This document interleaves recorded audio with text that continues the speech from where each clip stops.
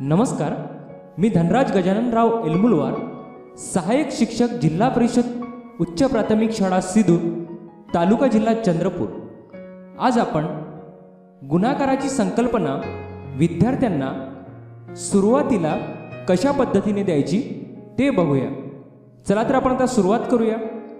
यासाठी आपण आता मॅथमॅटचा वापर करणार आहोत। एका विद्यार्थ्याला सांगायचं, या मॅथमॅटवर एका रंगाच्या 4 सोंगट्या लाव। बघा, विद्यार्थ्याने इथे पिवळ्या रंगाच्या 4 सोंगट्या लावलेल्या आहेत। पुन्हा दुसऱ्या विद्यार्थ्याला सांगायचं की पुन्हा इथे 4 वेगळ्या रंगाच्या सोंगट्या लाव। बघा, दुसऱ्या विद्यार्थ्याने सुद्धा इथे 4 निळ्या रंगाच्या सोंगट्या लावलेल्या आहेत। म्हणजे बघा, इथे 4 एकदा लावलं आणि 4 कितीदा झाले, आता 2दा झाले।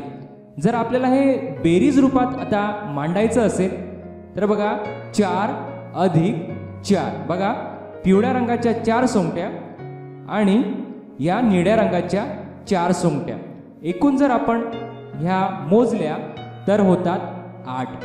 म्हणजेच 4 अधिक 4 बरोबर 8। बघा, पुन्हा एक उदाहरण घेऊया। आता एका विद्यार्थ्याला सांगायचं की या मॅथमॅटवर 4 सोंगट्या लाव। दुसऱ्याला सांगायचं आता दुसऱ्या रंगाच्या 4 सोंगट्या लाव। तिसऱ्याला सांगायचं आता तिसऱ्या रंगाच्या 4 सोंगट्या लाव।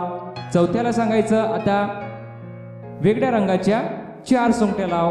पुन्हा 5व्या विद्यार्थ्याला सांगायचं तू सुद्धा आता वेगळ्या रंगाच्या 4 सोंगट्या लाव। आणि बाकीच्या विद्यार्थ्यांना आता विचारायचं की या 4 सोंगट्या किती वेळा लावलेल्या आहेत। तर विद्यार्थी मोजतील, या 1 वेळा, 2 वेळा, 3 वेळा, 4 वेळा आणि 5 वेळा। म्हणजेच या 4 सोंगट्या एकूण 5 वेळा लावलेल्या आहेत। हे जर आपल्याला बेरीज रूपात मांडायचं असेल तर बघा, असं मांडता येईल आपल्याला, 4 अधिक 4 अधिक 4 अधिक 4 अधिक 4, म्हणजेच 4 ची आपण 5 वेळा बेरीज केलेली आहे। तर या एकूण सोंगट्या जर आपण मोजल्या तर त्या होतात 20। चला पुन्हा एक घेऊया उदाहरण। आता विद्यार्थ्यांना सांगायचं की या 4 सोंगट्या एकूण 9 वेळा लाव। बघा, विद्यार्थी 9 वेळा या सोंगट्या लावणार। 4 वेळा, 5 वेळा, 6 वेळा, 7 वेळा, 8 वेळा आणि 9 वेळा। बघा, विद्यार्थ्याने इथे 9 वेळा सोंगट्या लावलेल्या आहेत। आता विद्यार्थ्याला सांगायचं या सोंगट्या आपल्याला आता बेरीज रूपात मांडायच्या आहे, तर ते कसं मांडायचं? तर विद्यार्थी त्या मांडतील 4 अधिक 4 अधिक 4 अधिक 4 अधिक 4 अधिक 4 अधिक 4 अधिक 4 अधिक 4, म्हणजेच 4 9 वेळा। आता या एकूण सोंगट्या जर आपण मोजल्या तर त्या होतात 36। म्हणजे 4 ची बेरीज आपण 9 वेळा केलेली आहेत। म्हणजेच एकूण सोंगट्या झालेल्या आहेत 36। आता आपण विद्यार्थ्यांना विचारायचं की आतापर्यंत ज्या काही आपण या सोंगट्याच्या माध्यमातून बेरजा केला या मॅथमॅटवर, त्या आपल्याला सोपी गेल्या, परंतु इथे 4 ची बेरीज आपल्याला 9 वेळा करायची आहे, तर हे थोडं आपल्याला किचकट वाटत आहे। अशाच 4 च्या सोंगट्या जर आपल्याला पुन्हा जास्त वेळ जर लावायच्या असेल, जर किंवा 4 ची बेरीज आपल्याला 15 वेळा, 20 वेळा किंवा 40 वेळा करायची असेल, तर आपल्याला या 4 ची बेरीज आपल्याला 40 वेळा करावी लागेल। बघा, ते किती किचकट होणार। तर ही बेरीज करणं खूप किचकट आहे, म्हणून याच्यासाठी अगदी सोपा उपाय म्हणजे गुणाकार। बघा, तर याचाच आपण गुणाकार कसा करायचा ते आता आपण बघूया। म्हणजेच ही बेरीज आपण गुणाकार रूपामध्ये कशी मांडणार ते बघूया।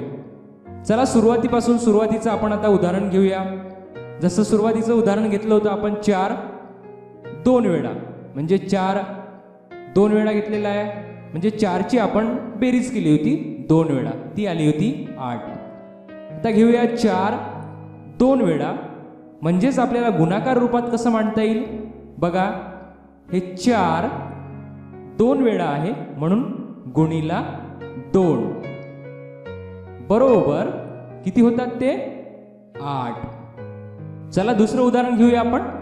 दुसऱ्या उदाहरणात आपण 4 5 वेळा घेतलेले होते बघा. 4 1 वेळा, 4 2 वेळा, 4 3 वेळा, 4 4 वेळा आणि 4 5 वेळा, म्हणजेच आपण 4ची 5 वेळा बेरीज केली होती.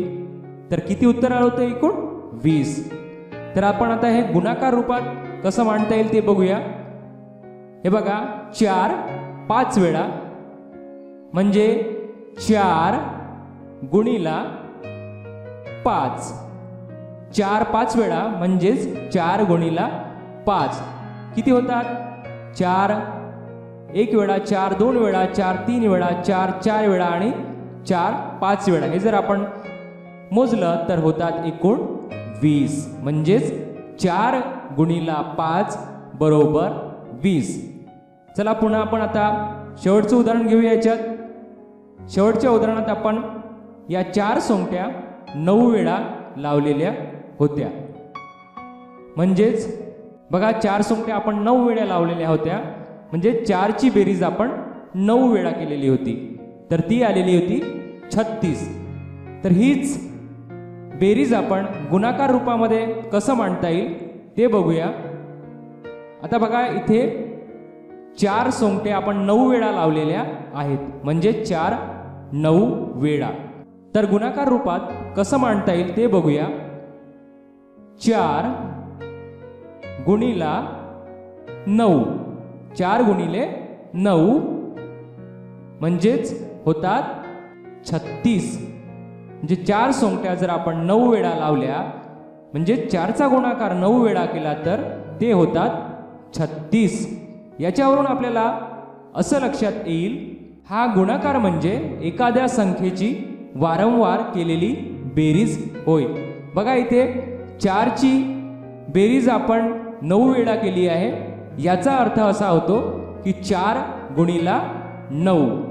तर बघा अशा पद्धतीने मॅथमॅटचा वापर करून आपण विद्यार्थ्यांना या बेरजेच्या ऐवजी गुणाकारच का करायचा हे पटवून देऊ शकतो व या गुणाकाराची संकल्पना चांगल्या पद्धतीने समजावून देऊ शकतो. धन्यवाद.